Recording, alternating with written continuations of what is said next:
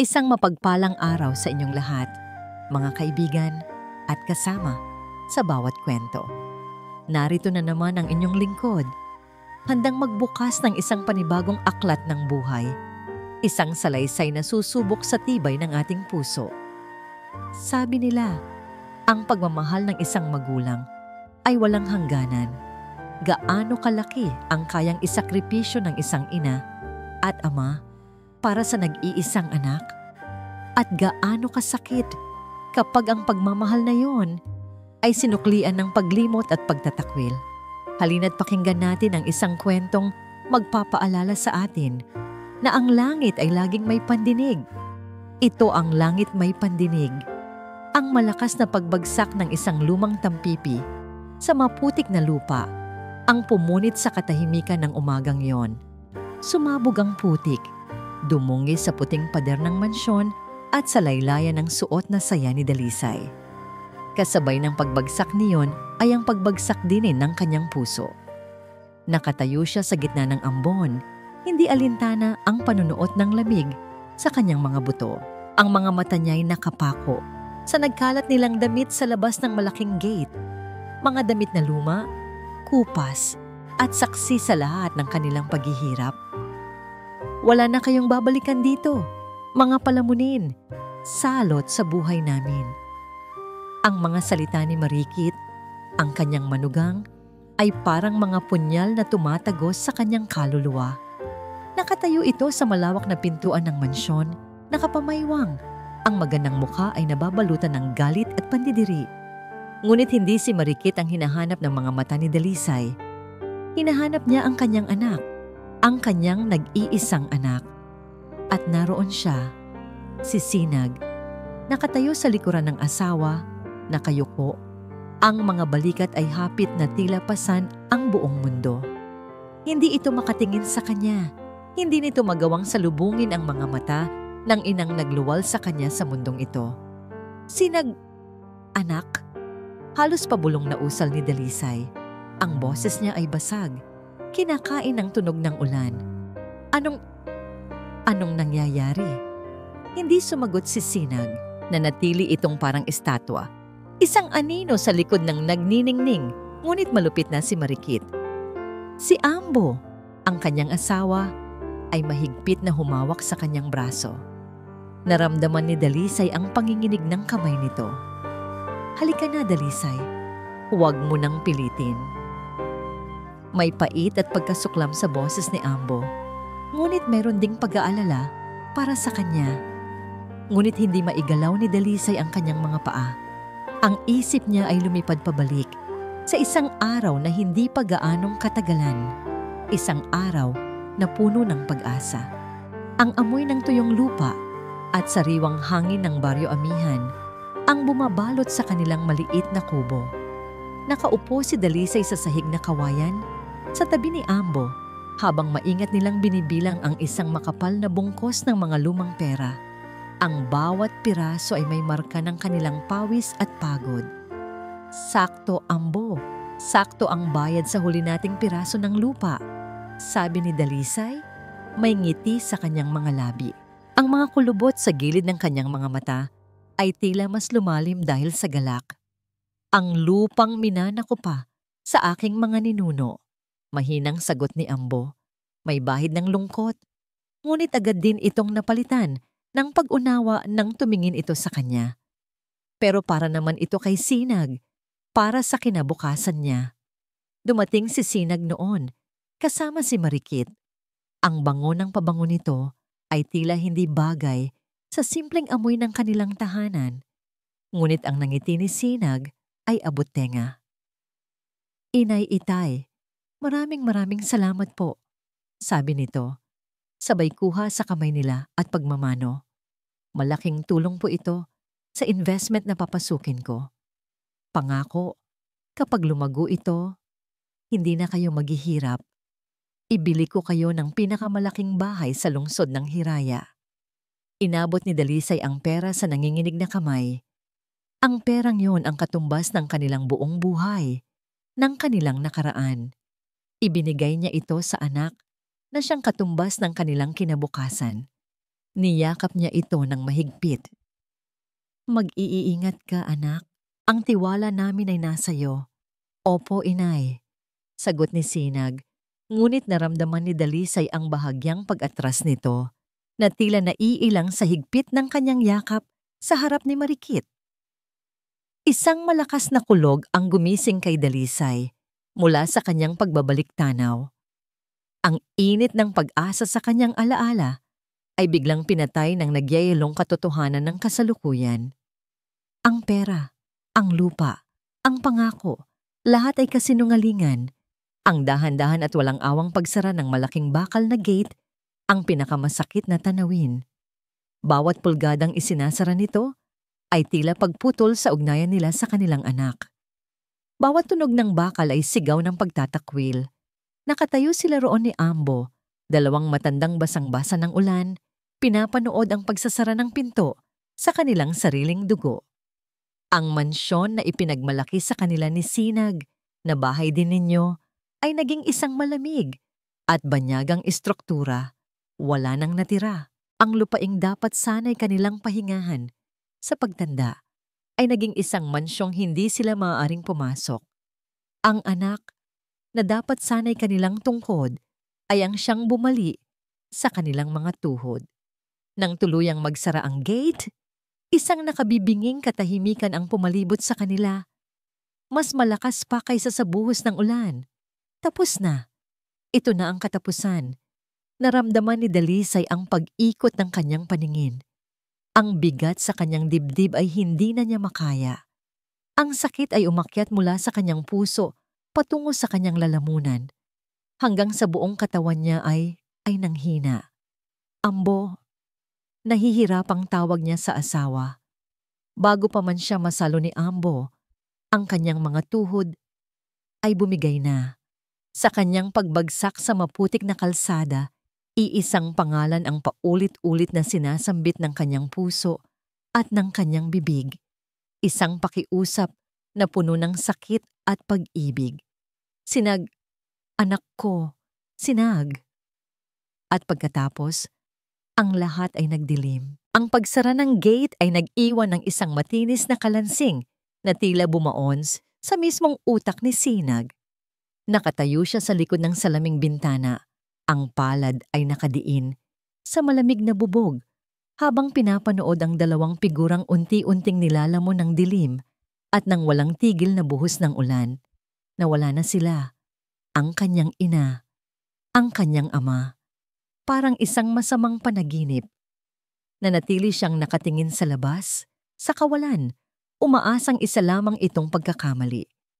Umaasang bigla silang lilitaw muli, nababalik sila. Nabubukas muli ang gate. Ngunit tanging ang mga patak ng ulan na humahampas sa bintana ang gumagalaw. Para itong mga luha ng langit, nakikidalamhati sa kasalanang hindi niya kayang akuin. Bumagsak ang kanyang mga balikat. Huminga siya ng malalim, ngunit ang hangin ay tila ayaw pumasok sa kanyang mga baga. Ang huling sigaw ng kanyang ina, bago ito mawalan ng malay, ay umalingaw-ngaw sa kanyang isipan, paulit-ulit. Isang walang katapusang parusa, Sinag. Anak ko, nak. Sinag. Napapikit siya ng mariin. Para din naman sa kanila to. Bulong niya sa sarili, isang kasinungalingang pilit niyang pinaniniwalaan. Kapag nakaahon na tayo, babawi ako. Babawi ako sa kanila. Good riddance. Ang malamig na boses ni Marikit mula sa kanyang likuran ang nagpabalik sa kanya sa realidad. Lumingon siya at nakita ang asawa na may ngiti ng tagumpay sa mga labi. May hawak itong dalawang kopita ng alak at isang mamahaling bote ng champagne. Finally, we're free, sabi nito habang binubuksan ang bote. Isang malakas na putok ang umalingaw-ngaw sa loob ng mansyon. Isang tunog ng selebrasyon na kabaligtaran ng bigat na nararamdaman niya. Wala nang mga matatandang amoy lupa na pakalat-kalat sa pamamahay ko. Hindi nakapagsalita si Sinag. Pinanood lang niya ang asawa na nagsasalin ng alak sa mga kopita. Inabot nito ang isa sa kanya. Come on, darling. Let's celebrate. Malambing na ngunit may pag-uutos na, sabi ni Marikit. This is the first day of our real success. Ngayong wala na sila, wala nang sagabal. The investors will be happy to see that we are fully committed. Tinitigan lang ni Sinag ang kopita.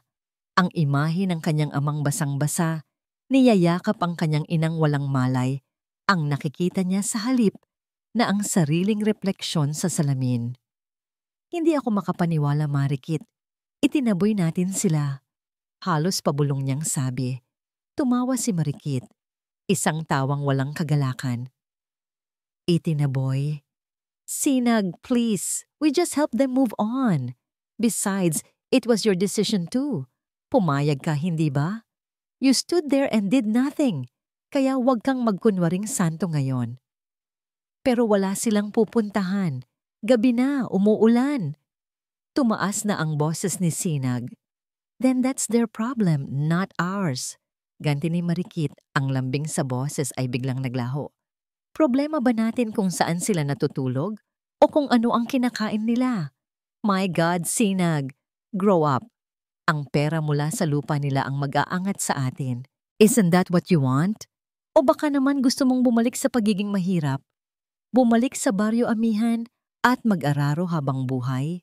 Natigilan si Sinag. Ang bawat salita ni Marikit ay isang sampal. Totoo. Wala siyang ginawa. Hinayaan niyang mangyari ang lahat. Ang takot na bumalik sa hirap, ang takot na mawala si Marikit, ay mas matimbang kaysa sa pagmamahal niya sa mga magulang na nagsakripisyo ng lahat para sa kanya. Sa isang madilim na eskinita, sa lungsod ng Hiraya, sa ilalim ng kulandong ng isang saradong tindahan, magkayakap na nakaupo ang dalawang matanda.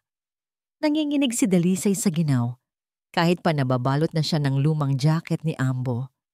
Kakagising lang niya mula sa pagkawalang malay. Ambo, giniginaw ako, mahinang sabi ni Dalisay. Ang mga ngipin ay nagkikiskisan. Mas hinigpitan ni Ambo ang yakap sa asawa. Ang sarili niyang damit ay basang-basa rin, ngunit hindi niya ito inalintana. Ang mahalaga ay mabigyan ng kahit kaunting init ang kanyang kabiyak. Tahan na, Dalisay. Magiging maayos din ang lahat, sabi ni Ambo. Kahit siya mismo ay hindi alam kung paano. Wala silang pera. Wala silang matutuluyan. Wala silang kakilala sa malaking syudad na ito. Tumingala si Dalisay sa asawa. Ang mga mata ay puno ng luha at pagkalito. Bakit, Ambo? Bakit ginawa sa atin to ng sarili nating anak? Hinalikan ni Ambo ang noo ng asawa. Walang salitang lumabas sa kanyang bibig. Dahil ang totoo, wala siyang sagot. Ang sakit na nararamdaman niya ay hindi na kayang isatinig pa. Gabi na, ngunit hindi mapakali si Sinag sa kanilang malambot na kama. Katabi niya si Marikit na mahimbing nang natutulog, panatag na tila walang nangyari. Samantalang siya, bawat pagpikit niya ay nagbabalik ang larawan ng kanyang mga magulang. Hindi niya kaya. Kinakain siya ng kanyang konsensya. Dahan-dahan siyang bumangon, siniguradong hindi magigising ang asawa. Naglakad siya papunta sa kanilang walk-in closet. Binuksan niya ang isang drawer kung saan alam niyang nagtatago si Marikit ng cash. Kumuha siya ng isang maliit na bungkos. Hindi marami, ngunit sapat na para makahanap ng matutuluyan at makakain ang kanyang mga magulang. Kahit para lang ngayong gabi, hahanapin niya sila. Kailangan niyang siguraduhin na ligtas sila. Ito ang pinakamaliit na bagay na magagawa niya. Hawak ang pera. Dahan-dahan siyang tumalikod para lumabas ng silid. Saan ka pupunta? Ang boses ni Marikit, malamig at matalim sa katahimikan ng gabi, ang nagpatigil sa paghinga ni Sinag. Nanigas siya sa kanyang kinatatayuan. Ang pera ay mahigpit na hawak sa kanyang nanginginig na kamay. Dahan-dahan siyang lumingon. Nakaupo na si Marikit sa kama. Ang mga mata ay nakatitig sa kanya. Nag-aapoy sa hinala. Muli itong nagtanong. Mas mabagal, mas may diin. Anong ginagawa mo, Sinag? Isang linggo. 7 araw at 7 gabi na ang lumipas mula noong gabing iyon. Para kay Ambo, ang bawat araw ay mas mahaba kaysa sa isang buong panahon ng pagtatanim sa Baryo Amihan. Ang ingay ng syudad ay hindi kailanman tumitigil. Isang halimaw na walang pagod, laging nagugutom. At sila ni Dalisay, gutom na rin. Ang kaunting perang baon nila na inipon para sa pamasahe. Sakaling may biglaang pangangailangan, ay matagal nang naubos. Ang huling piraso ng tinapay ay 3 araw na ang nakalipas nilang pinaghatian. Ngayon, tanging ang malamig na tubig mula sa isang pampublikong gripo ang laman ng kanilang mga tiyan. Nakasandal si Ambo sa maruming pader ng eskinita na nagsisilbi nilang tahanan. Pinagmamasdan niya ang kanyang asawa, si Dalisay, na mahimbing na natutulog sa ibabaw ng mga pinagtagpi-tagping karton. Ang dating mamula-mulang pisngi nito ay halos humpak na. Ang balat ay naninilaw sa kakulangan ng sustansya. Bawat paghinga nito ay tila isang munting pakikibaka. Isang matinding kirot ang gumuhit sa puso ni Ambo, mas matindi pa sa kumakalam niyang sikmura. Ang babaeng ipinangako niyang aalagaan at poprotektahan habang buhay ay unti-unting nanghihina sa kanyang harapan at wala siyang magawa. Hindi maari. Hindi siya isang piraso ng basura na maghihintay na lang na mabulok sa isang tabi. Siya si Ambo, isang magsasaka. Ang mga kamay niya ay sanay sa pagbuhay, hindi sa pagkamatay. Tumayo siya. Ang desisyon ay nabuo na sa kanyang isipan, matigas at mabigat na parang bato. Mayroon siyang gagawin.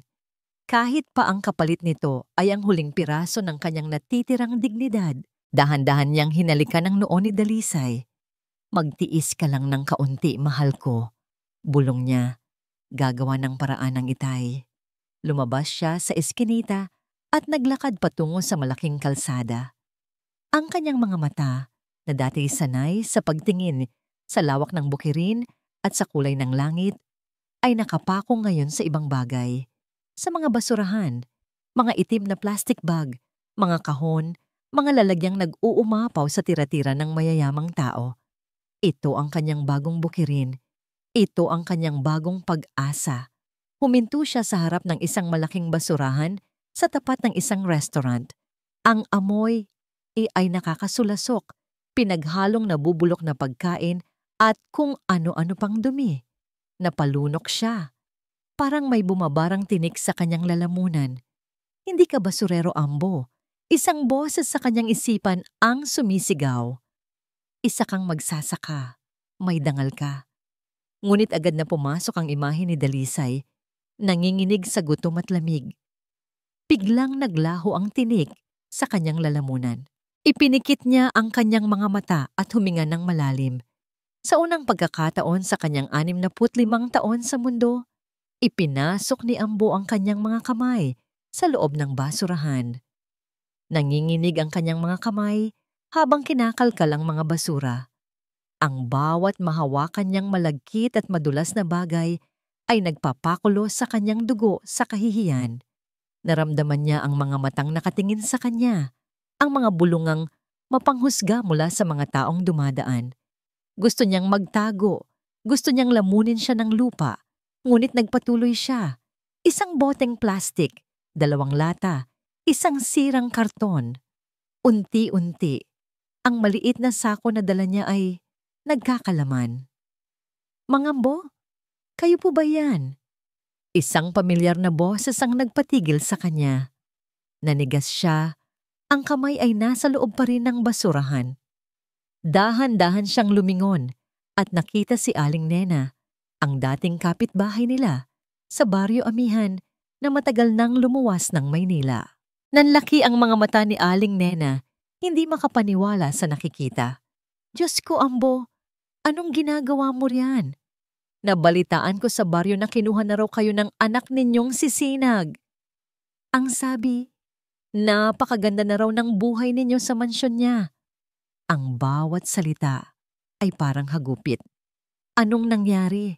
Hindi makasagot si Ambo. Ang dila niya ay tila na paralisa ng kahihiyan. Yumuko na lang siya at mabilis na kinuha ang kanyang sako. Hala, sige. Alis na ako. Yun lang ang naibulong niya bago mabilis na naglakad palayo.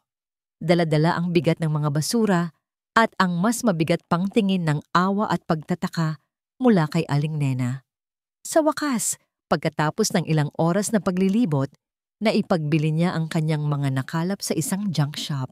Hawak niya ngayon sa kanyang palad ang ilang pirasong bariya, marumi, kulubot at mabaho. Ngunit para sa kanya, ito ang pinakamahalagang yaman sa buong mundo. Hindi siya umuwi agad. Dumiretso siya sa isang maliit na panaderya. Amoy na amoy niya ang bagong lutong tinapay. Isang amoy na matagal na nilang pangarap lamang. Pabili po, sabi niya sa tindera. Itinuturo ang pinakamurang pandesal. Pagbalik niya sa eskinita, gising na si Dalisay. Ang mga mata nito ay puno ng pag-aalala. Ambo, saan ka galing? Nag-alala ako. Hindi sumagot si Ambo. Ngumiti lang siya. Isang pagod, ngunit totoong ngiti. Maingat niyang inilabas mula sa supot ang isang piraso ng pandesal. Nakita ni Dalisay ang tinapay at pagkatapos ay ang maruruming kamay at damit ng kanyang asawa. Agad niyang naintindihan ang lahat. Mga luhang hindi na napigilan ng bumuhos mula sa kanyang mga mata. Ambo, ang dangal mo! Umiiyak niyang sabi. Umupo si Ambo sa tabi niya at hinati ang tinapay sa dalawa. Inabot niya ang kalahati kay Dalisay. Walang halaga ang dangal kung ang tiyan ay walang laman, Dalisay. Ang mahalaga, magkasama tayo. Ang mahalaga, may pagkain tayo. Tinanggap ni Dalisay ang tinapay. Sabay nilang kinain ang biyaya mula sa basura. Ang bawat subo ay may kasamang luha. Luha ng pasasalamat, luha ng pagdurusa, at luha ng pagmamahal na sa kabila ng lahat ay nananatiling buo. At Dalisay, nang paubos na ang kanilang pagkain, dalawang anino ang biglang humarang sa liwanag sa bukana ng eskinita. Dalawang lalaking matatangkad, may mga tattoo sa braso, at may masamang tingin. Hoy, tandita mo, sabi ng isa. Ang boses ay magaspang. Bagong salta kayo dito, no? Mahigpit na hinawakan ni Ambo ang kamay ni Dalisay. Lugar namin to. Patuloy ng lalaki. Ngumisi ito na parang aso. Lahat ng kumikita sa teritoryo namin, kailangang magbigay ng tong. Tinaas baba nito ang kilay. Kaya nasaan ang parte namin? Ang mga ilaw mula sa naglalakihang chandelier ay parang mga bituing nagliliwanag sa loob ng marangyang ballroom. Ang tunog ng mahihinang tawanan at nag-uumpog ang mga kopita ng alak ay lumilikha ng isang perpektong musika para sa pandinig ni Marikit. Ito ang kanyang mundo. Isang mundong malayo, malayong malayo sa putik at alikabok na kanyang pinagmulan. Hawak niya ang isang kopita ng pinakamamahaling red wine. Ang kanyang pulang-pulang gown ay bumabagay sa kulay ng inumin. Bawat galaw niya ay kalkulado. Bawat ngiti ay ensayado. Nakikipag-usap siya sa asawa ng isang senador. Tumatango, nakikinig, na para bang ang bawat salita nito ay ginto. Ngunit sa loob-loob niya, 1,000 karayom ang tumutusok sa kanyang kaba. Tama ba ang suot ko? Hindi ba masyadong simple? Hindi ba halatang hindi ako sanay sa ganitong mga pagtitipon? Paano kung may makakilala sa akin? Ang mga tanong na yon ay ang mga aninong laging bumubuntot sa kanya, kahit sa pinakamaliwanag na silid. Ito ang dahilan kung bakit kailangan niyang maging perpekto. Walang puwang para sa pagkakamali. Marikit, darling! You look stunning! Bati ni Doña Elvira, isang matabang socialite na kilala sa pagiging chismosa. That gown must be from a Parisian designer. Ngumiti si Marikit. You have a good eye, Doña Elvira. Isang kasinungalingan. Ang gown ay gawa lang ng isang magaling na mananahi, Isang replika. Ngunit walang sino man ang kailangang makaalam yon. Nagpatuloy ang usapan tungkol sa mga alahas, mga bakasyon sa Europa, at mga bagong negosyo. Ito ang mga paksang pinag-aralan ni Marikit. Kabisado niya ang bawat pangalan ng brand, ang bawat sikat na resort. Naging isa siyang magaling na aktres sa entablado ng alta sosyedad. Hanggang sa isang pangungusap ang biglang sumira sa lahat. Speaking of new projects, masayang sabi ng asawa ng senador, "We're launching a new charity foundation. Ang target naming tulungan ay ang mga batang lansangan sa Tondo, partikular sa Baryo Magdaragat." Sa pagkarinig ng pangalang iyon, Baryo Magdaragat, tila biglang huminto ang pag-ikot ng mundo ni Marikit. Nanlamig ang kanyang mga kamay. Ang hawak niyang kopita ay muntik nang mabitawan. Ang ingay ng paligid ay biglang nawala at napalitan ng ibang mga tunog. Mula sa malayo niyang nakaraan siya. Ang tunog ng sigawan, ang halakhak ng mga batang nang-aasar, ang amoy ng basura at estero. Nakatayo ang isang batang babae sa gitna ng isang maputik na eskinita. Ang kanyang pangalan ay Rikit. Hindi Marikit, Rikit lang. Ang suot niyang bestida ay kupas na. May punit sa laylayan na tinahi ng kanyang ina, gamit ang sinulid na ibang kulay. Ito na ang pinakamaganda niyang damit. "Hoy, Rikit basura!" Sigaw ng isang batang lalaki. "Bakit amoy dagat ka pa rin kahit naligo ka na?" Nagtawanan ang ibang mga bata. Pinuluputan siya. Tinulak. Kinuha ang baon niyang isang pirasong pandesal at ipinagpasapasahan bago inihagis sa putikan. "Diyan ka nababagay. Sa putikan. Kasi basura ka." Umiiyak si Rikit. Walang lumalabas na tunog sa kanyang bibig, ngunit ang kanyang maliliit na balikat ay nanginginig. Tinitigan niya ang kanyang mga paa na nakalubog sa putik. Ipinangako niya sa kanyang sarili, sa gitna ng kanyang tahimik na pag-iyak, "Aalis ako dito. Hinding-hindi na ako babalik. Hinding-hindi na ako magiging si Rikit basura. Magiging maganda ako. Magiging mayaman ako. At kapag nangyari yon, tatapakan ko ang lahat ng tumapak sa akin." "Marikit, are you all right, dear? You look pale." Ang boses ni Doña Elvira ang humila sa kanya pabalik sa kasalukuyan. Napakurap-kurap si Marikit. Naramdaman niya ang malamig na pawis sa kanyang noo. I'm fine." Pilit niyang ngumiti. "Medyo nahilo lang ako. Excuse me for a moment." Hindi na niya hinintay ang kanilang sagot. Mabilis siyang naglakad palayo, papunta sa CR. Ang bawat hakbang ay parang tinik. Ang perpektong mundong itinayo niya ay biglang nagkaroon ng lamat. Ang anino ng kahapon, ang anino ni Rikit basura ay muling nagpakita. Pag-uwi nila sa mansyon, hindi siya umimik sa loob ng sasakyan. Nakatingin lang siya sa labas ng bintana. Ang mga ilaw ng syudad ay lumalabo sa kanyang paningin.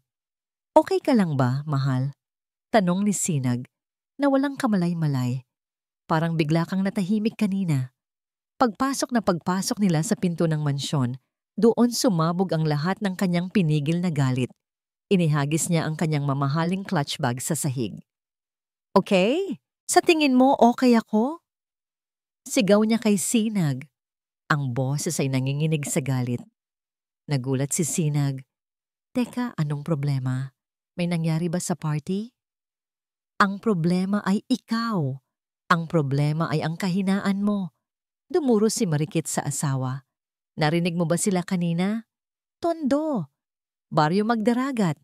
They were talking about it right in front of me.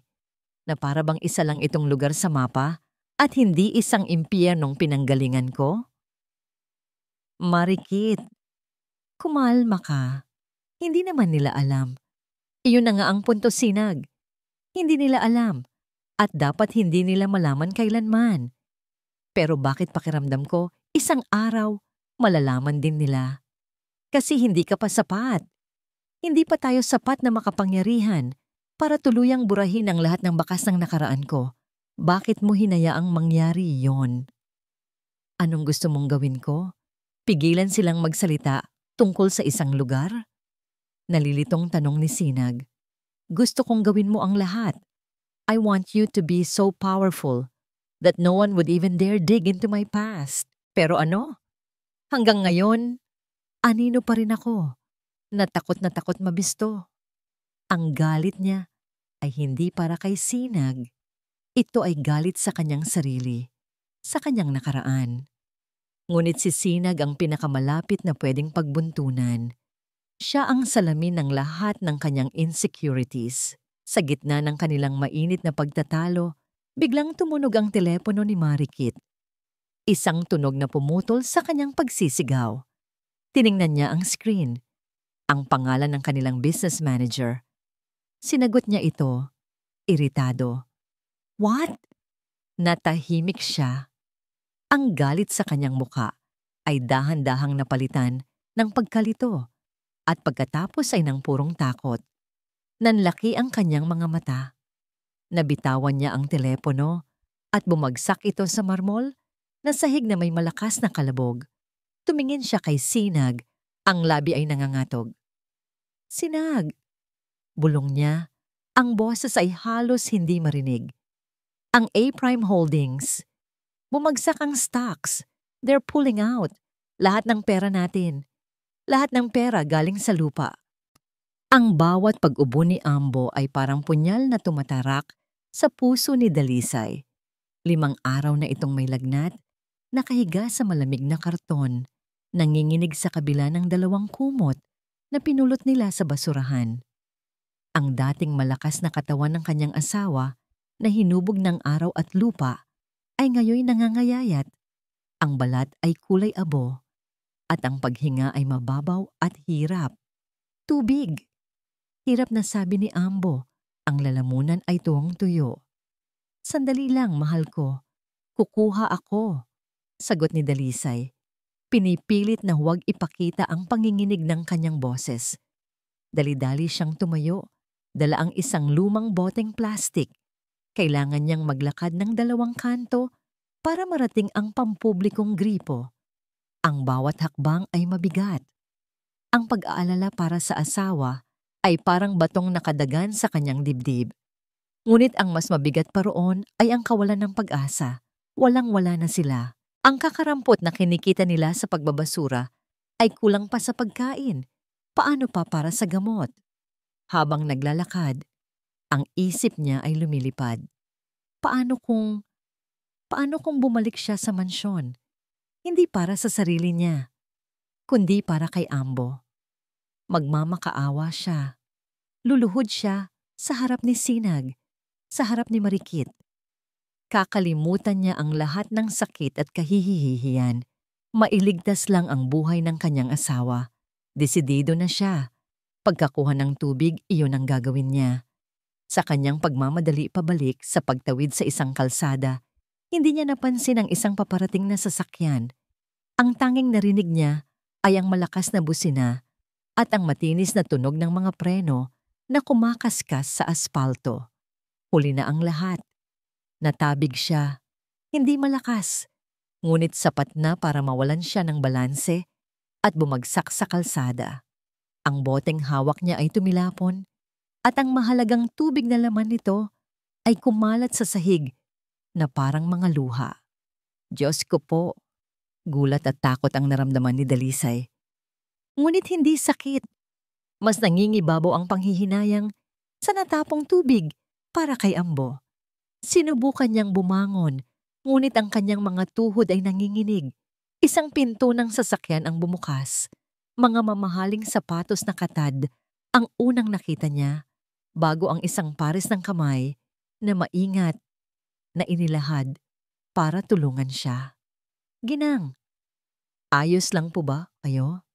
Pasensya na po, hindi ko kayo napansin agad, sabi ng isang boses. Isang boses na malumanay, magalang, at puno ng pag-aalala.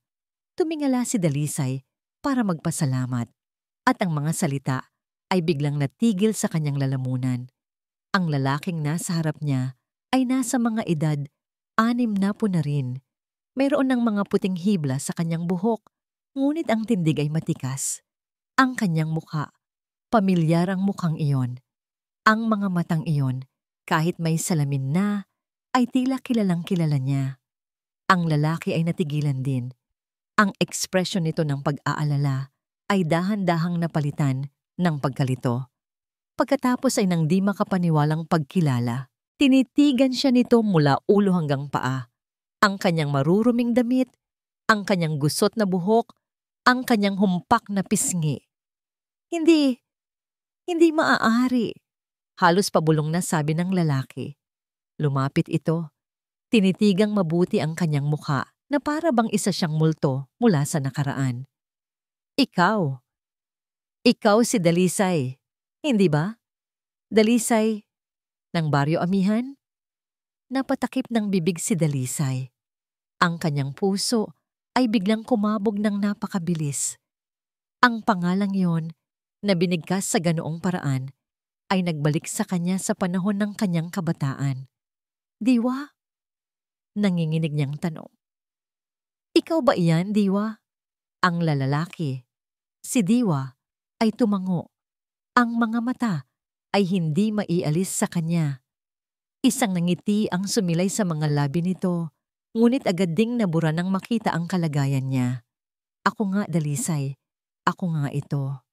Ang hiya, ang sakit, ang lahat ng pagdurusa ng mga nakalipas na linggo ay biglang bumuhos.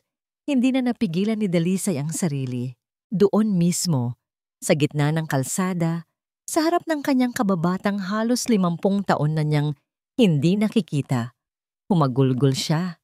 Hindi nagtanong si Diwa. Hindi niya kailangang magtanong. Ang itsura ni Dalisay ay nagsasabi ng lahat. Maingat niya itong inalalayan patayo. Halika, mahinahon niyang sabi.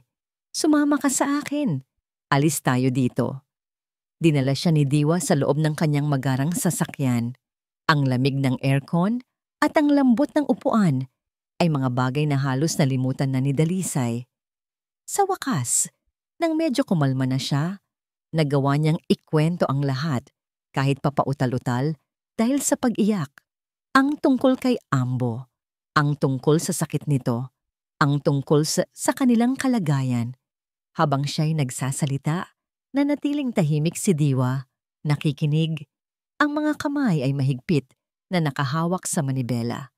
Nang matapos si Dalisay, isang mabigat na katahimikan ang bumalot sa kanila. Ang itay mo, si Mang Kadyo, ang nagpaaral sa akin noong wala kaming wala. Basag ni Diwa sa katahimikan, ang boses ay mababa at puno ng emosyon. Ang inay mo ang nagpapakain sa akin kapag wala akong baon. Utang ko sa pamilya ninyo ang buhay na mayroon ako ngayon. 50 taon, Dalisay. 50 taon ko kayong hinahanap para makabayad ng utang na loob. Tumingin ito sa kanya. Ang mga mata ay may determinasyon. Hindi ko hahayaang manatili kayo sa ganitong kalagayan, hindi habang nabubuhay ako. Itinuro ni Dalisay kung nasaan si Ambo. Hindi na nagsalita pa si Diwa. Mabilis niyang pinaandar ang sasakyan. Pagdating sa eskinita, siya na mismo ang maingat na bumuhat kay Ambo, na nooy halos wala ng malay, at isinakay sa kanyang sasakyan. Habang mabilis na tinatahak ng sasakyan ang daan papunta sa isang pribadong ospital, nakatingin lang si Dalisay sa labas ng bintana. Ang takot at desperasyon na bumabalot sa kanya kanina ay dahan-dahang napapalitan ng isang emosyong matagal na niyang hindi naramdaman. Pag-asa. Sa gitna ng pinakamadilim na gabi ng kanyang buhay, isang di inaasahang pagkikita ang nagdala ng isang sinag ng liwanag. Huminto ang sasakyan sa tapat ng emergency room ng ospital. Mabilis na bumaba si Diwa para tawagin ang mga nurse. Bago siya tuluyang bumaba, lumingon si Dalisay sa kanya. Salamat, Diwa. Salamat. Sabi niya. Ang luha sa kanyang mga mata ngayon ay luha ng pasasalamat. Ngumiti si Diwa. Huwag kang mag-alala, Dalisay. Tumingin ito sa kanya ng may kahulugan. Anong nangyari sa'yo? At sa tanong na yon, muling bumuhos ang mga luha ni Dalisay. Ngunit sa pagkakataong ito, Alam niyang hindi na siya nag-iisa. Ang unang nagpagising kay Ambo ay hindi liwanag o ingay, kundi ang amoy. Amoy ng malinis na kumot, amoy ng sabon, amoy ng bagong saing na kanin. Mga amoy na matagal na niyang kinalimutan, mga amoy na hindi nabibilang sa eskinita. Dahan-dahan niyang iminulat ang kanyang mga mata. Ang una niyang nakita ay isang puting kisame, hindi ang maruming yero ng kulandong na kinasanayan niya. Nakahiga siya sa isang malambot na kama, hindi sa matigas na karton. Ang sakit sa kanyang likod ay nabawasan, at ang lagnat na dumurog sa kanya sa loob ng maraming araw ay tila humupa na. Lumingon siya sa kanyang tabi. Nakita niya si Dalisay, nakaupo sa isang silya, mahimbing na natutulog, habang nakasubsob ang ulo sa gilid ng kama. Ang kamay nito ay mahigpit na nakahawak sa kanyang kamay, kahit sa pagtulog. Saan sila naroroon? Ito ba ay isang panaginip? Sinubukan niyang bumangon, ngunit naramdaman niya ang panghihina ng kanyang katawan. Ang paggalaw niya ay nagpagising kay Dalisay. "Ambo, gising ka na!" Agad na bumangon si Dalisay. Ang mga mata ay nagningning sa tuwa at ginhawa. Hinaplos nito ang kanyang noo. "Salamat sa Diyos! Wala ka ng lagnat. Huwag ka munang bumangon. Mahal ko. Magpahinga ka lang." "Dalisay, nasaan tayo?" tanong ni Ambo. Ang boses ay paos. Bago pa man makasagot si Dalisay, bumukas ang pinto ng silid.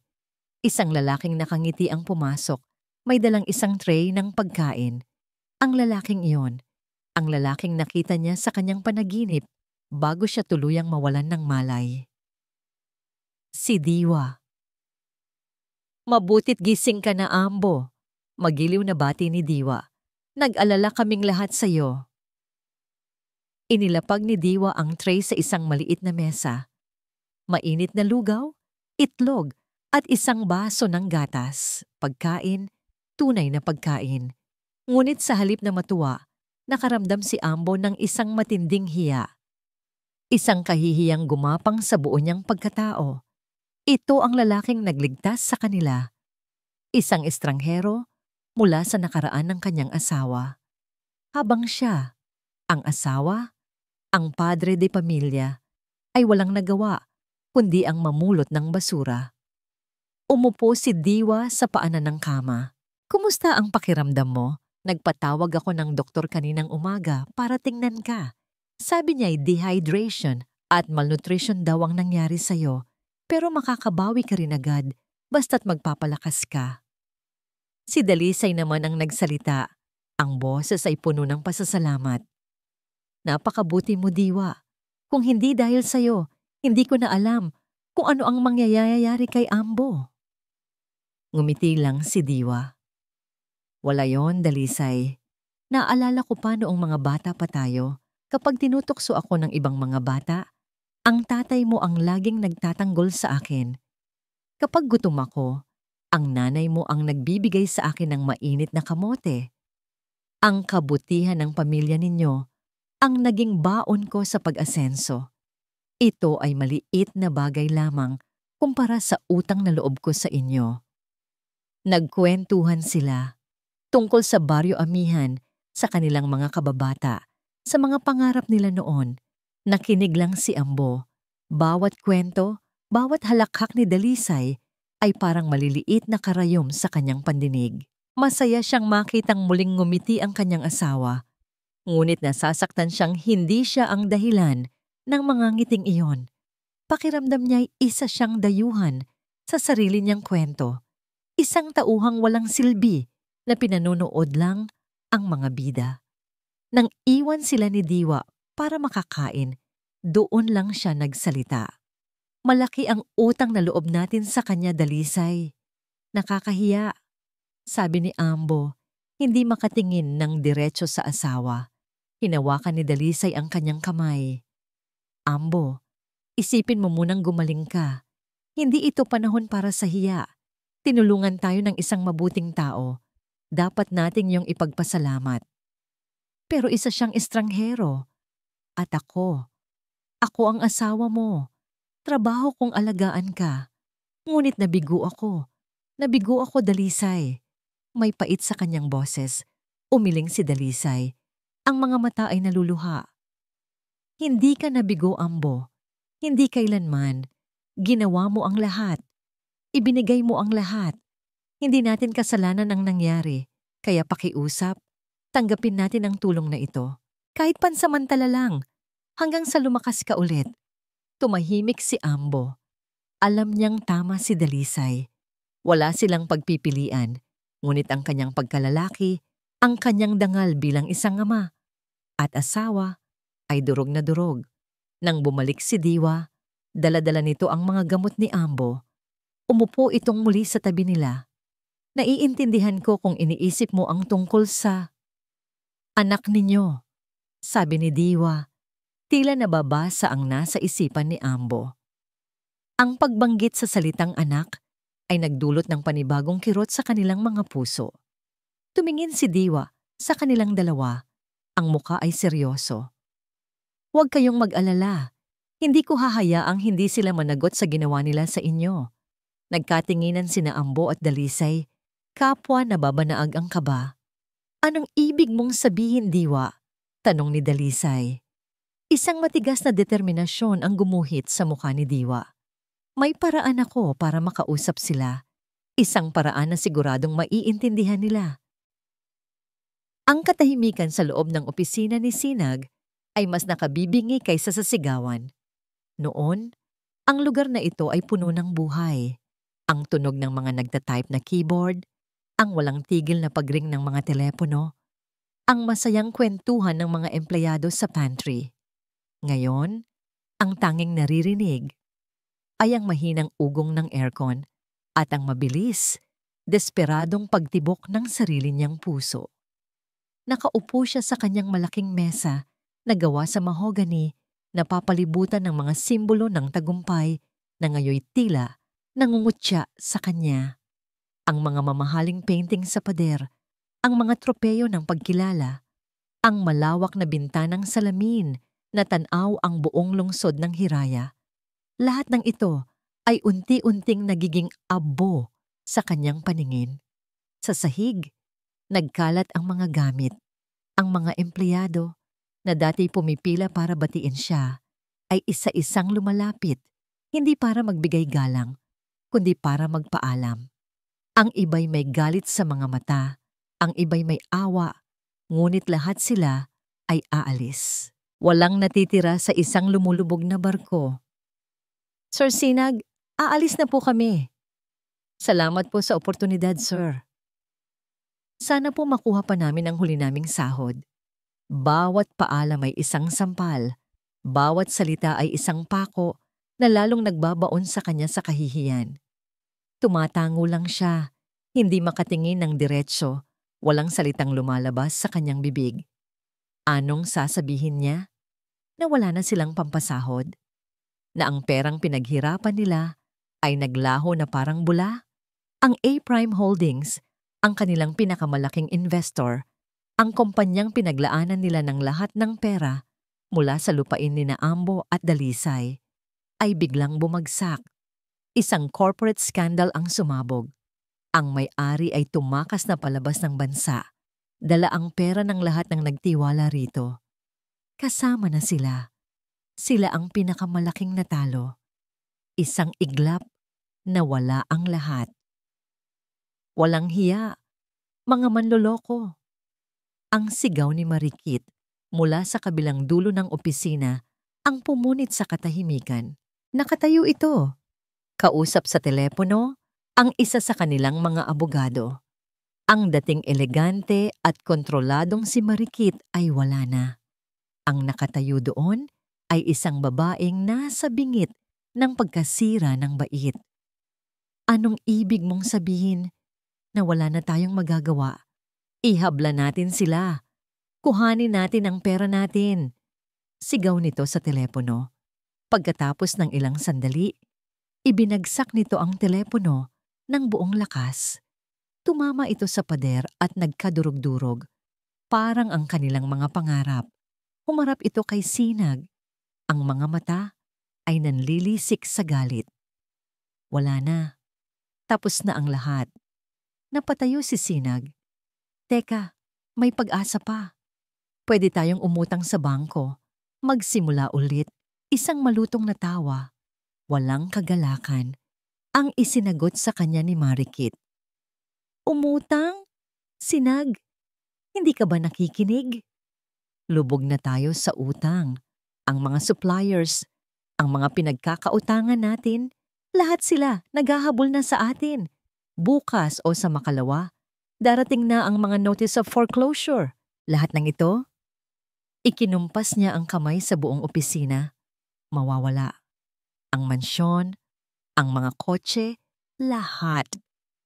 Huminga ito ng malalim at pagkatapos ay tiningnan siya ng may pagkasuklam. At alam mo kung kaninong kasalanan ang lahat ng ito? Marikit, hindi ito ang oras para magsisihan. Kasalanan mo ito. Dumuro ito sa kanya. Ang bawat salita ay may kamandag. Kung naging mas mabilis ka lang sana, kung naging mas matalino ka lang sana sa pagpili ng investors, pero hindi. Masyado kang mabagal, masyado kang mahina. Palagi kang nagpapadala sa emosyon mo, katulad ng mga magulang mong pulubi. Sa pagkarinig sa salitang iyon, isang bagay sa loob ni Sinag ang biglang naputol, ang takot, ang pagpaparaya. Ang matagal ng kinikimkim na galit ay biglang sumabog. Huwag mong idamay ang mga magulang ko dito. Sigaw niya pabalik, isang sigaw na gumulat maging sa kanyang sarili. Ito ang unang pagkakataon na sinagot niya si Marikit ng ganito. Natigilan si Marikit, nagulat sa biglaang pagbabago ng kanyang asawa. Sila ang sinisisi mo? Patuloy ni Sinag. Ang boses ay nanginginig sa galit. Hindi ba't ikaw ang nagpumilit na kunin ang lahat sa kanila? Hindi ba't ikaw ang nagsabing iyon ang tanging paraan para umasenso tayo? At ako, bilang isang tanga, bilang isang duwag, ay sumunod sa'yo. Dahil sa kasakiman mo, Marikit, dahil sa walang katapusan mong paghahangad, ito ang nangyari sa atin. How dare you? Ako pa ang walang hiya. Ikaw ang nagtulak sa akin dito. Ikaw ang sumira sa pamilya ko. At ngayon, sinisira mo rin ang buhay na binuo natin. Ang kanilang sigawan ay umalingaw-ngaw sa walang laman na opisina. Nagbabatuhan sila ng mga salitang mas masakit pa sa sampal. Ang lahat ng hinanakit, lahat ng pagsisisi ay lumabas. Ang pag-ibig na dati nagbubuklod sa kanila ay nabalutan na ng lason ng kasakiman at sisihan. Sa gitna ng kanilang pag-aaway, isa sa mga natitirang staff ang lumapit, nanginginig sa takot. Sir, ma'am, sabi nito. May dumating po. Naghahanap po sa inyo, galing daw po sa korte. Nagkatinginan sina Sinag at Marikit. Ang galit sa kanilang mga mukha ay biglang napalitan ng maputlang takot. Hawak ng lalaki ang isang sobreng may tatak ng korte ng Pilipinas, ang trat ng pag-embargo. Ito na, ang simula ng kanilang pagbagsak, ang tunog ng packaging tape na marahas na ipinipilas at isinasara sa mga kahon ay ang tanging musikang naririnig sa loob ng mansyon. Isang musika ng pamamaalam, isang musika ng pagkatalo. Nakatayo si Marikit sa gitna ng kanilang sala na dati ipinagmamalaki niya sa lahat ng kanyang mga bisita. Ngayon, ang mga mamahaling muebles ay may mga nakadikit ng seized property na sticker. Ang mga painting na binili niya sa mga subasta ay binabaklas na sa pader. Ang kanyang perpektong mundo ay pinagpipira-piraso sa kanyang harapan. Ma'am, bawal na po iyang galawin. Isang malamig na boses mula sa isang sheriff ang pumigil sa kanya. Sinubukan niyang abutin ang isang porselanang florera, isang regalong binili niya para sa sarili sa kanilang huling biyahe sa Hong Kong. Ngunit hinarangan siya ng lalaki. Pag-aari na po ito ng bangko. Dagdag pa nito, walang emosyon. Tiningnan ni Marikit ang lalaki. Pagkatapos ay ang plorera at pagkatapos ay ang buong paligid. Isang mapait na ngiti ang gumuhit sa kanyang mga labi. Pag-aari ng bangko. Katulad ng lahat ng bagay dito. Katulad niya. Lumakad siya papunta sa kanilang walk-in closet. Dito, mas matindi ang sakit. Ang mga hilera ng mga damit mula sa mga sikat na designer, ang mga sapatos na may pulang swelas, ang mga bag na pinag-ipunan niya at pinangarap. Lahat ay tinatratong parang mga ordinaryong bagay lang, isinisilid sa mga malalaking kahon ng mga taong hindi alam ang halaga ng mga ito. Maingat naman kayo dyan. Hindi niya napigilang sigaw nang makita ang isang bagong biling Hermes bag na halos ihagis lang sa loob ng isang kahon. Tiningnan lang siya ng trabahador.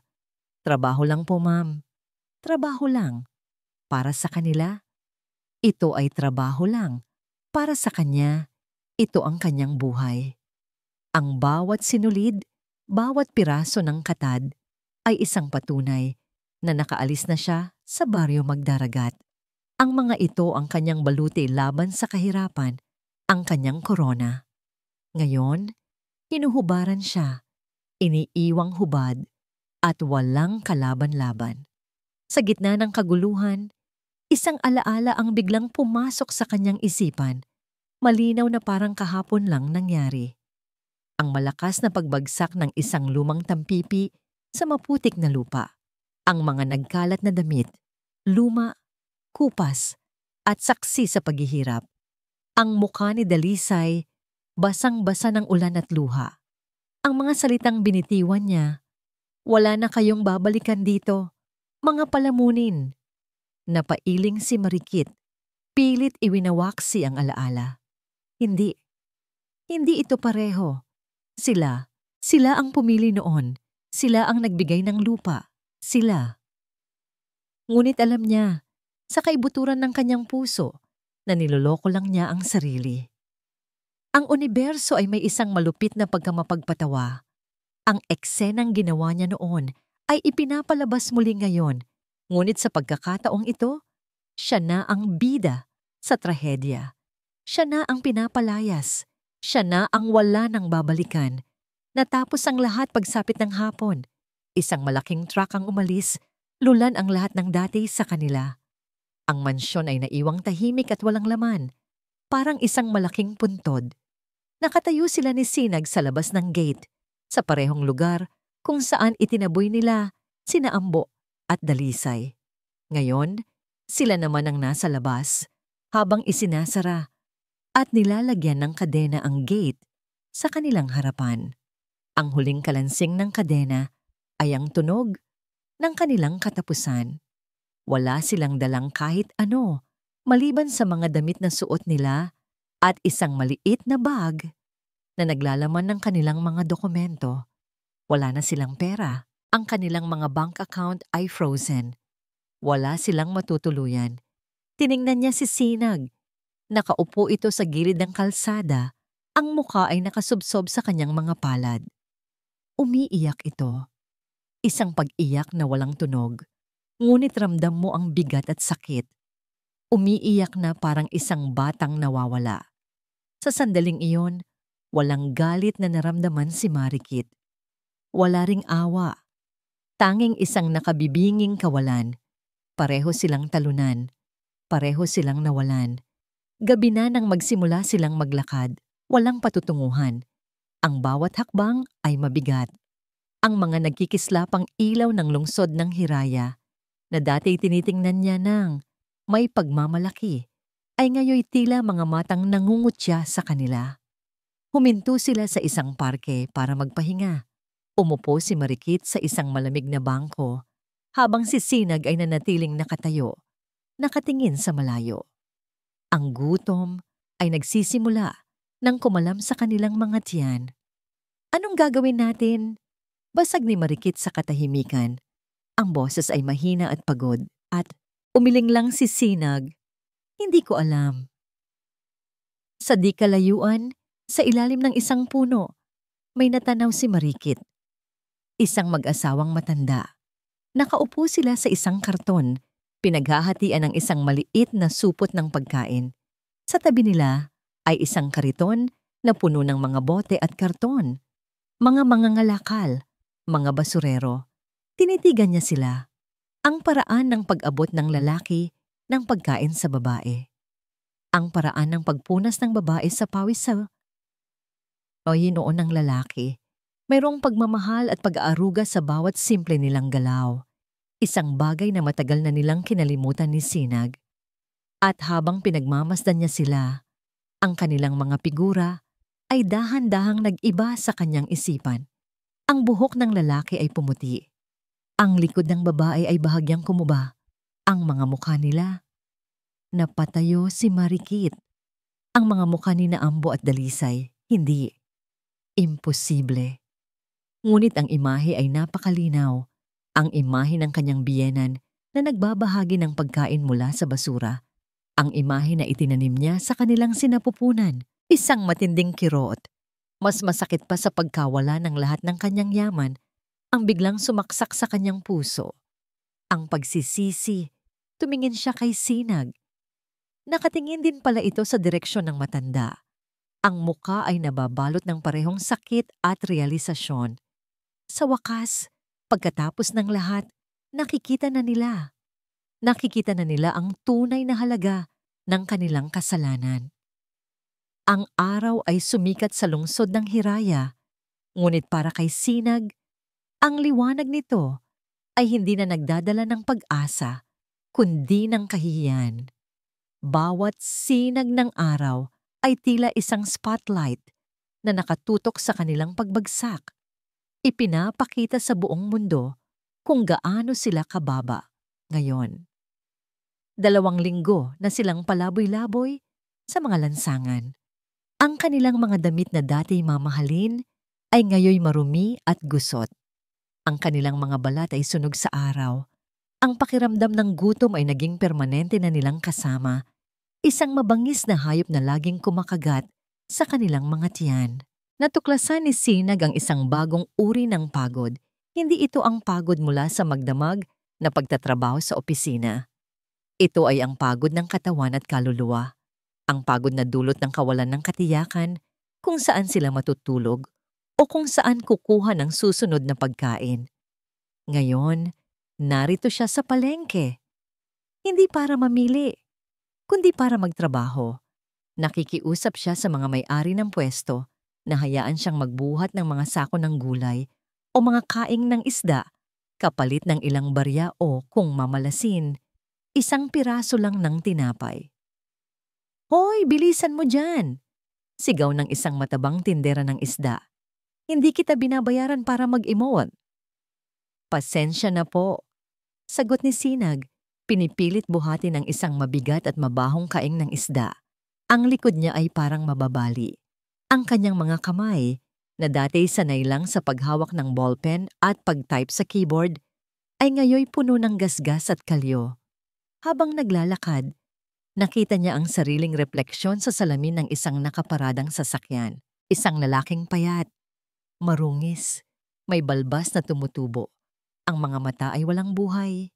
Hindi niya nakilala ang sarili. Ito ba ang dating CEO na si Sinag? Ang tiya sang ng kanyang mga magulang? O isa na lang siyang anino na gumagapang sa lupa? Nang matapos ang araw, pagod na pagod siyang umupo sa isang tabi, binibilang ang kakarampot na baryang kinita niya. Sapat lang para sa 2 kanin na nakabalot sa dahon at isang pritong isda na paghahatian nila ni Marikit. Nilibot niya ang paningin, hinahanap ang asawa. At natagpuan niya ito, nakaupo sa isang madilim na sulok, sa likod ng mga basurahan, nakayakap sa sarili niyang mga tuhod. Nakatingin ito sa kawalan. Ang dating mapagmataas na muka ay nababalutan ng dumi at desperasyon. Nilapitan niya ito at inilapag ang pagkain sa kanilang harapan. "Kumain ka na," mahina niyang sabi. Hindi gumalaw si Marikit. Tila hindi man lang narinig. Ang sinabi niya, "Marikit," ulit ni Sinag, "kailangan mong kumain." Dahan-dahan itong tumingala sa kanya. Ang mga mata nito ay tuyo, ngunit sa loob nito ay makikita ang isang malalim na dagat ng sakit. Para saan pa, Sinag? Tanong nito. Ang boses ay basag at halos walang tunog. Para humaba pa ang paghihirap na to? Para maranasan ko pa ang bawat araw na kinasusuklaman ko? Hinawakan ni Sinag ang kamay nito. Malamig, napakalamig. Kakayanin natin to. Isang mapait na tawa ang kumawala kay Marikit. Kakayanin? Paano? Tignan mo tayo, Sinag. Tignan mo kung nasaan tayo. Nasa lugar tayo na pinilit kong takasan buong buhay ko. Nasa basura tayo. Tumingin ito sa kanya at sa unang pagkakataon, wala nang galit o pagkasuklam sa mga mata nito. Tanging purong pagdurusa na lang. Alam mo ba kung bakit ganito na lang ang galit ko sa kahirapan? Umiling si Sinag. At doon, sa gitna ng baho ng palengke, sa tabi ng mga basurahan, nagsimulang magkwento si Marikit. Ikinuwento niya ang tungkol kay Rikit Basura. Ang tungkol sa panunukso, sa gutom, sa kahihiyan. Ang tungkol sa isang batang babae na nangako sa sarili na gagawin ang lahat, kahit pa makasakit o makatapak ng iba, para lang hindi na muling maranasan ang putik na yon. Ang tatay at nanay mo, patuloy ni Marikit, ang mga luha ay nagsisimula nang mamuo sa kanyang mga mata. Sa tuwing nakikita ko sila, nakikita ko ang nanay at tatay ko. Nakikita ko ang kahirapan na kinamumuhian ko. Kaya galit ako sa kanila. Dahil ipinapaalala nila sa akin kung sino talaga ako. Isang basura. At ayokong maging basura. Ngayon, naintindihan na ni Sinag ang lahat. Ang kasakiman. Ang kalupitan. Lahat ay nag-ugat sa isang malalim na takot.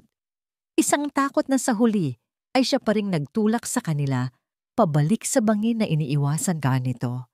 Hinawakan ni Sinag ang mukha ng kanyang asawa. Pinunasan niya ang mga luha nito gamit ang kanyang magaspang na hinlalaki. Hindi ka basura, Marikit, sabi niya. Ang boses ay puno ng isang damdaming matagal na niyang kinalimutan. At hindi rin ako. Nagkamali tayo. Sobrang laki ng pagkakamali natin. Pero hindi pa huli ang lahat. Tumingin ito sa kanya. Naguguluhan. Tumayo si Sinag. May bagong determinasyon sa kanyang mga mata. Ang pag-unawa sa pinagmulan ng sakit ni Marikit ay nagbigay sa kanya ng kalinawan. Ang pagdurusa nila ay hindi lang parusa. Isa itong leksyon. Isang pagkakataon. Hahanapin natin sila, sabi ni Sinag. Ang boses ay matatag. Babalik tayo sa Baryo Amihan. At kung wala sila doon, hahanapin natin sila kahit saan.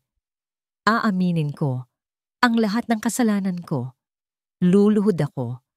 Magmamakaawa ako. Tumingin siya sa mga mata ni Marikit. Mata sa mata. Hihingi ako ng tawad. Ang amoy ng pamilyar na lupa ng Baryo Amihan ang unang sumalubong kina Sinag at Marikit. Matapos ang ilang linggong paglalakad, pagtatrabaho ng kung ano-ano, at pakikisakay sa mga truck, sa wakas ay narating nila ang kanilang pinagmulan. Ngunit ang baryong Datrate puno ng buhay ay tila isang multo na lamang ng dati nitong anyo. Ang kanilang lumang kubo ay nakatayo pa rin, ngunit ito'y sira-sira na. Ang mga dingding na kawayan ay may mga butas, at ang halamanan na dating inaalagaan ni Dalisay ay nilamon na ng matataas na damo. Walang tao. Nagtanong-tanong sila sa mga dating kapitbahay. Ang mga tingin na ipinukol sa kanila ay pinaghalong awa, pagtataka, at panunumbat. Nalaman nila ang totoo. Matapos silang palayasin, hindi na kailanman bumalik sina Ambo at Dalisay. Walang sino man sa baryo ang nakakaalam kung nasaan na sila. Gumuho ang pag-asa ni Sinag. Paano na? Saan niya hahanapin ang kanyang mga magulang sa napakalawak na syudad? Isang matandang babae, si Lola Ising, ang lumapit sa kanila. May isang lalaking nagpunta dito mga ilang linggo na ang nakalipas. sabi nito. Naghahanap din sa kanila. Diwa daw ang pangalan. Kababata raw ni Dalisay. Diwa. Ang pangalan ay umaling-aungaw sa isip ni Sinag. Nang hindi niya sila makita dito, patuloy ni Lola Ising, nag-iwan siya ng address sa akin. Sabi niya, kung sakaling bumalik kayo, ibigay ko raw ito. Baka daw kailanganin ninyo. Inabot ng matanda ang isang maliit at gusot na piraso ng papel. Nakasulat dito ang isang address sa lungsod ng Hiraya. Isang subdivision na kilala sa pagiging disente at tahimik. Doon nagsimula ang panibagong paglalakbay. Gamit ang huling-huling pera na kanilang naipon, sumakay sila ng bus, pabalik sa syudad na minsan nilang tinawag na kanila. Ang bahay ay simple lang. Hindi ito isang mansyon, kundi isang maliit, ngunit maayos na bungalow na may maliit na hardin sa harapan. May mga nakasampay na damit sa labas, isang luma at kupas na kamiseta ni Ambo at isang pamilyar na duster ni Dalisay. Nandito sila.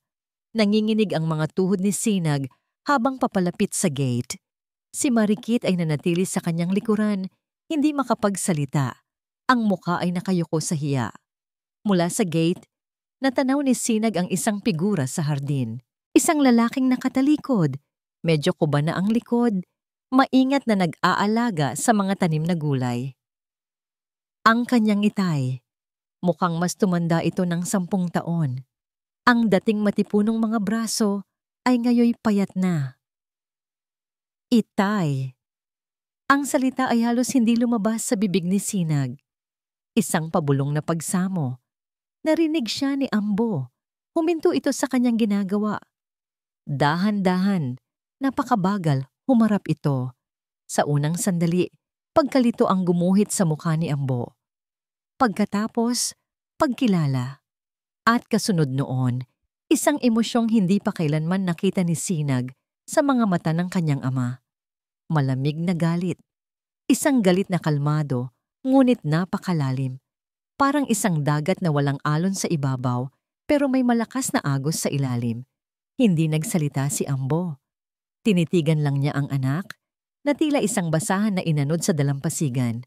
Tiningnan niya ang marumi nitong damit, ang payat na katawan, ang gusot na buhok. Walang awa, walang pag-aalala. Tanging isang blangkong pader.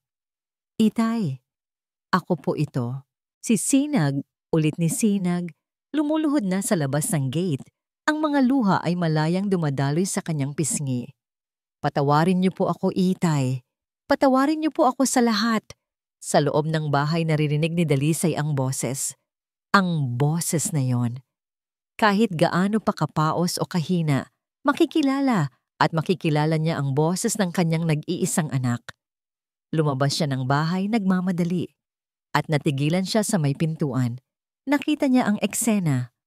Ang kanyang asawa na nakatayong parang bato at ang kanyang anak na nakaluhod sa lupa, humahagulgol. Sa likod nito, nakatayo si Marikit, parang isang aninong takot na takot sa liwanag. Sinag! Ang pangalan ay kumawala sa kanyang mga labi. Pagkarinig sa boses ng ina, lalong napahagulgol si Sinag. Inay, Inay. Hindi napigilan ni Dalisay ang sarili. Tumakbo siya papalapit. Ang puso ng isang ina ay hindi matitiis na makita ang anak sa ganoong kalagayan, gaano man kalaki ang sugat na idinulot nito. Ngunit bago pa niya mabuksan ang gate, isang kamay ang pumigil sa kanya. Ang kamay ni Ambo. Huwag Dalisay, sabi ni Ambo. Ang boses ay matigas at walang bahid ng pag-aalinlangan. Pero Ambo, tingnan mo siya. Pakiusap ni Dalisay. Ang mga mata ay nagmamakaawa. Nakita ko na, sagot ni Ambo. Hindi inaalis ang tingin kay Sinag. Nakita ko na ang ginawa niya. Naramdaman ko na. Naramdaman mo na. Humarap si Ambo kay Sinag.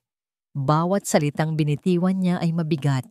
Bawat isa ay may bigat ng lahat ng kanilang pagdurusa. Tapos ka na ba? Kung tapos ka nang umiyak, makakaalis ka na. Natigilan si Sinag. Itay, pakiusap. Huwag mo akong tawaging Itay, putol ni Ambo. Ang anak ko matagal nang namatay. Namatay siya noong araw na itinaboy niya kami. Namatay siya noong hinayaan niyang magkasakit ang nanay niya at mamatay sa gutom ang tatay niya sa lansangan. Ambo, tama na. Umiiyak na pakiusap ni Dalisay. Hinahatak ang braso ng asawa. Ngunit hindi nagpatinag si Ambo. Lumapit siya sa gate. Hinawakan ang malamig na rehas at tinitigan ng diretso ang nagmamakaawang mga mata ni Sinag. Nasaan ka noong halos mamatay na sa lagnat ang inay mo? Nasaan ka noong kinakalkal ko ang basura para lang may makain kami? Nasaan ka noong tinataboy kami na parang mga aso? Sunod-sunod na tanong ni Ambo, hindi pa sigaw, ngunit mas matalas pa sa punyal ang bawat salita. Patawad po. Patawad. Yun lang ang paulit-ulit na kayang sabihin ni Sinag.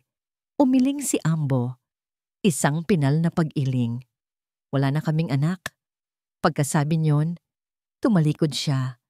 Naglakad siya pabalik sa kanyang hardin. Pinulot ang kanyang munting pala at nagpatuloy sa pag-aalaga ng kanyang mga gulay na para bang walang nangyari. Na para bang si Sinag ay hangin lang na dumaan. Naiwan si Dalisay, umiiyak sa isang tabi ng gate. Naiwan si Sinag, nakaluhod sa kabilang tabi.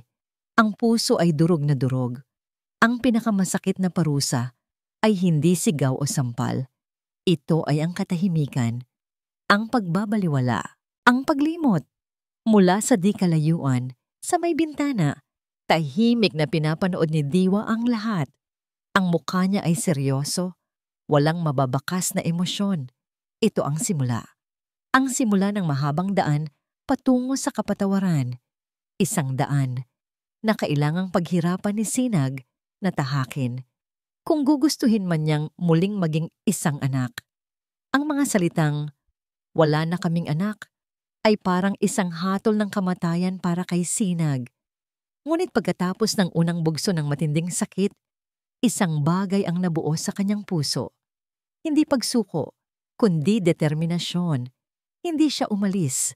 Kinabukasan naroon na ulit siya sa labas ng gate. Hindi siya nagsalita. Hindi siya kumatok. Dala ang isang walis tingting na hiniram niya sa isang kapitbahay. Sinimulan niyang walisin ang mga tuyong dahon sa kalsada sa tapat ng bahay.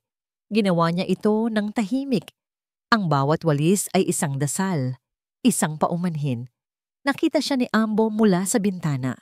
Kumunot ang noo nito, ngunit hindi ito lumabas. Nagpatuloy lang ito sa ginagawa sa loob. Pilit na hindi pinapansin ang ingay sa labas. Si Dalisay naman, palihim na sumisilip. Bawat sandali, ang puso niya'y nadudurog. Gusto niyang labasin ang anak, bigyan ng tubig, yakapin. Ngunit alam niyang kailangan niyang igalang ang sakit na nararamdaman ni Ambo.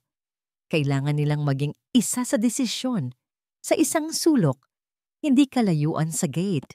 Nakaupo si Marikit sa gilid ng kalsada. Tahimik lang. Nakayuko. Hindi siya gumagawa ng kahit ano. Tila ba ang simpleng presensya niya doon ay ang kanyang paraan ng pagsasabing, "Nandito rin ako." Kasama niya ako sa paghingi ng tawad. Lumipas ang mga araw. Ang pagwawalis ni Sinag ay naging pang-araw-araw na ritual. Kapag may nakikita siyang sira sa bakod na kawayan, kinukumpunin niya ito gamit ang mga materyales na napupulot niya.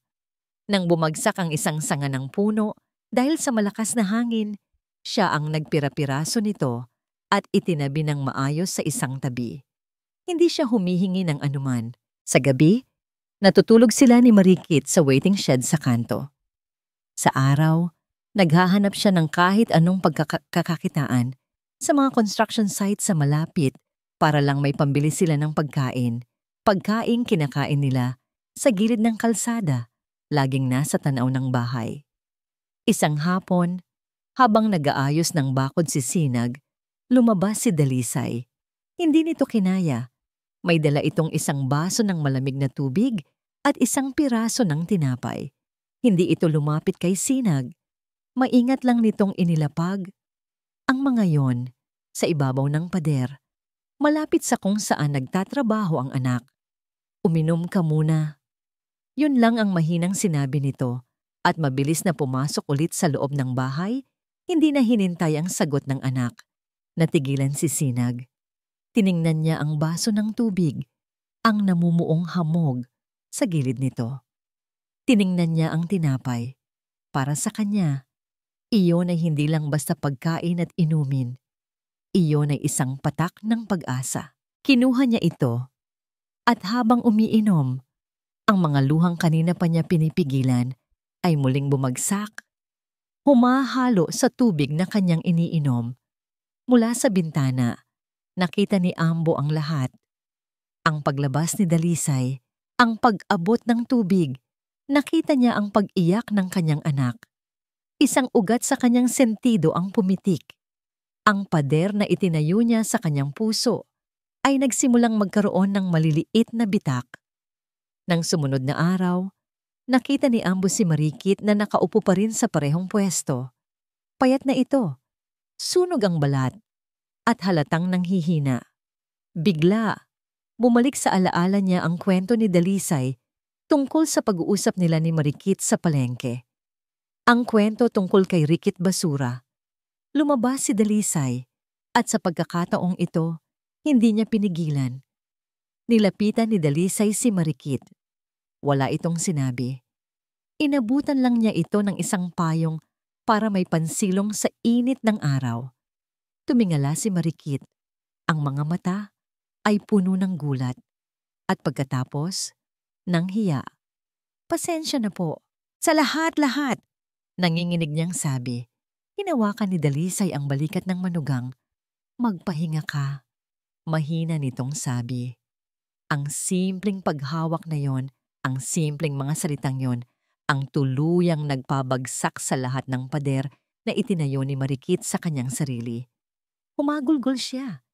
Isang iyak na hindi dahil sa galit o pagkabigo, kundi dahil sa pagsisisi at sa unang pagkakataon, sa pasasalamat.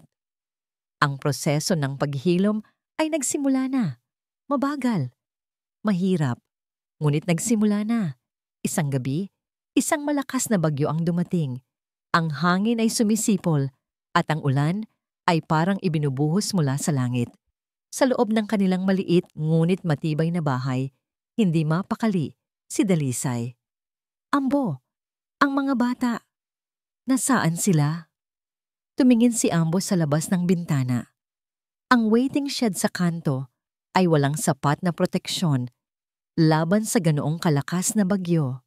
At sa gitna ng malakas na ulan, isang anino ang gumalaw sa kanilang hardin. Si Sinag. Nakita nilang dalawa mula sa bintana. Si Sinag ay nasa labas, sa gitna ng bagyo. Pilit na itinatayo ang mga natumbang halaman. Kinukuha niya ang sarili niyang katawan para salagin ang malakas na hangin at ulan. Para protektahan ang mga gulay na itinanim at inalagaan ng kanyang ama. Nanginginig siya sa ginaw, basang-basa. Ngunit hindi siya umalis. Bawat halaman na kanyang itinayo ay parang isang piraso ng nasirang tiwala na pilit niyang ibinabalik. Hindi na nakatiis si Ambo. Ang lahat ng galit, lahat ng sakit, lahat ng pagmamatigas sa kanyang puso ay biglang gumuho sa tanawing iyon. Ang kanyang anak, ang kanyang dugo at laman, nagpapakamatay para sa kanyang mga halaman. Mabilis siyang kumuha ng isang malaking tuwalya at payong. Binuksan niya ang pinto at lumabas sa gitna ng bagyo. Naramdaman ni Sinag ang isang anino sa kanyang likuran bago pa man niya makita kung sino ito.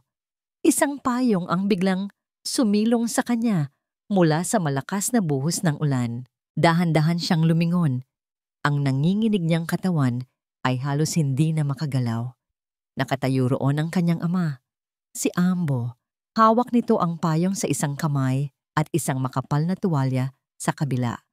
Ang mukha nito ay seryoso pa rin, ngunit ang matigas na galit sa mga mata nito ay wala na. Napalitan iyon ng isang emosyong matagal nang hindi nakikita ni Sinag. pag-aalala. Walang nagsalita.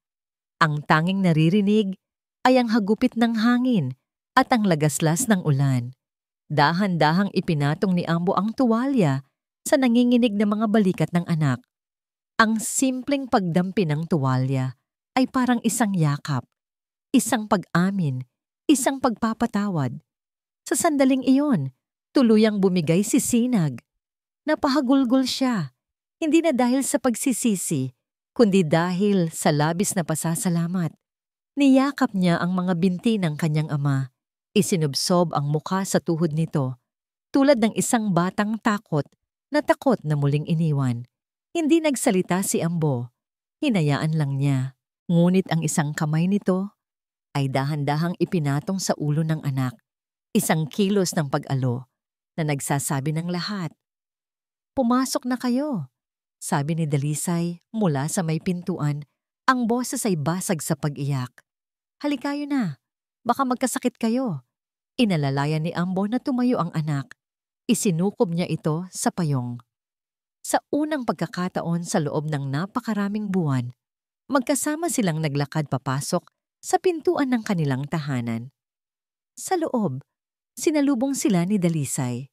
Niyakap niya ang basang-basang anak at sa yakap na yon, lahat ng sakit at hinanakit ay tila nahugasan na ng ulan. Isinunod nilang ipinasok si Marikit na nakasilong sa isang sulok, nanginginig sa takot at ginaw. Walang nagsabi ng masasakit na salita. Binigyan din siya ni Dalisay ng tuyong damit at mainit na inumin. Nang gabing iyon, matapos ang bagyo, 4 silang nakaupo sa paligid ng maliit na hapagkainan. Walang nagsasalita. Ang katahimikan ay hindi na katahimikan ng galit o hiya, kundi isang katahimikang puno ng pag-unawa. Ang nakahain sa mesa ay simple lang, mainit na kanin, pritong itlog at tuyo. Ngunit para sa kanilang lahat, iyon ang pinakamasarap na handaan sa buong mundo. Si Ambo ang unang bumasag sa katahimikan. Tumingin siya kay Sinag. "Bukas," sabi nito, "tulungan mo akong ayusin ang hardin. Maraming nasira ang bagyo." Tumango si Sinag. Ang mga mata ay muling napuno ng luha. Hindi iyon isang utos, kundi isang imbitasyon. Isang imbitasyon pabalik sa pamilya. Tumingin naman si Dalisay kay Marikit. "Marikit, anak," mahinahon niyang sabi. At sa pagkarinig ng salitang anak, napatingala si Marikit. "Magaling akong magluto. Baka gusto mong turuan kita bukas." Ngumiti si Marikit sa unang pagkakataon sa loob ng mahabang panahon. Isang tunay na ngiti, kahit pa may kasamang luha. Tumango siya. Hindi na nila pinag-usapan ang nakaraan. Hindi na kailangan. Ang mahalaga ay ang ngayon at ang bukas na kanilang haharapin ng magkakasama. Wala na ang mansyon, ang pera, ang kapangyarihan. Ngunit ang nawala ay napalitan ng isang bagay na mas mahalaga, ang pamilyang muling nabuo. Kinabukasan, ang araw ay sumikat ng napakaganda. Ang hangin ay sariwa pagkatapos ng bagyo. Sa hardin, magkatabing nagtatanim sina Ambo at Sinag. Hindi na sila nag-uusap tungkol sa negosyo o pera, kundi tungkol sa lupa, sa panahon, at sa tamang paraan ng pag-aalaga sa mga halaman. Muling natututo si Sinag mula sa kanyang ama, hindi bilang isang CEO, kundi bilang isang anak. Sa loob ng kusina, ang amoy ng sinaing at ginigisang bawang ay pumuno sa hangin. Magkatabi sina Dalisay at Marikit, nagluluto. Ang dating magarbong manugang ay natututong maghiwa ng gulay, natututong magtimpla. Sa bawat turo ni Dalisay, isang piraso ng pader sa pagitan nila ang natitibag. Mula sa di kalayuan, sa loob ng isang sasakyan, pinanood ni Diwa ang lahat. Nakita niya ang saya at kapayapaan sa mukha ng kanyang kababatang si Dalisay. Nakita niya ang pamilyang unti-unting naghihilom. Ngumiti siya. Tapos na ang kanyang misyon. Tahimik niyang pinaandar ang kanyang sasakyan at umalis. Iniwan ng pamilya, para harapin ang kanilang bagong simula. Isang simula na hindi man mayaman sa salapi, ngunit sagana sa pagmamahal at pagpapatawad. Ang langit ay hindi laging nagbibigay ng parusa. Minsan, nagbibigay ito ng bagyo para hugasan ang lahat ng dumi, para muling may tumubong bago at mas matatag. At sa kwentong ito, napatunayang ang langit ay laging may pandinig. At dito po nagtatapos ang ating kwentong, Langit, May Pandinig. Isang paalala po sa ating lahat na ang tunay na yaman ay hindi nasusukat sa salapi o sa anumang material na bagay, kundi sa pagmamahal ng pamilyang laging nariyan, handang magpatawad at tumanggap. Ang paghingi ng tawad ay hindi kahinaan, at ang pagpapatawad ay isang biyaya. Sa huli, ang pagiging matapat sa ating mga pinagmulan at ang pagtanaw ng utang na loob sa mga magulang na nagsakripisyo para sa atin ang siyang tunay na sukatan ng ating pagkatao. Maraming pong salamat sa inyong walang sawang pagsubaybay at pakikinig. Sana po ay may napulot kayong aral at inspirasyon sa kwento ni Ambo, Dalay, Dazi Sinag at Marikit. Ano po ang masasabi ninyo sa ating kwento ngayong araw? At anong klaseng kwento naman po ang gusto ninyong marinig sa susunod? I-comment lamang po sa ibaba. Ang inyong mga komento ay napakahalaga po sa amin. Hindi dito nagtatapos ang ating paglalakbay. Marami pa pong kwentong kasing ganda at mas puno ng aral dito sa aming channel. Kung nagustuhan nyo ang kwentong ito, i-like, i-share sa pamilya at mga kaibigan at mag-subscribe na rin para lagi kayong updated sa mga susunod pa naming kwento. I-click nyo ang notification bell para kayo ang unang makarinig kapag may bago kaming upload. Muli, ako po ang inyong lingkod.